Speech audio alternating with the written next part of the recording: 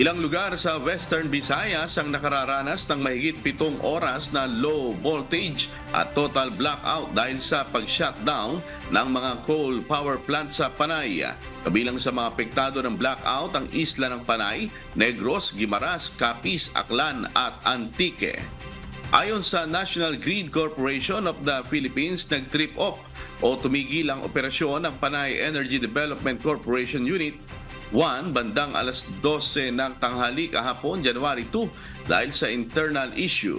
Dakong alas 2 naman ng hapon, nag-shutdown rin ang Panay Energy Development Corporation Unit 2, Palm Concepcion Power Corporation at iba pang power plant sa Panay Island sa hindi pa matukoy na dahilan. As of 10 p.m. kagabi, 4 lamang sa 13 power plant ang operational kaya hindi pa rin stable ang supply ng kuryente sa rehiyon. Tinanggal na rin ang yellow alert sa Visayas Grid. Pinagpapaliwanag naman ni Iloilo City Mayor Jerry Treñas ang NGCP tungkol sa nangyari.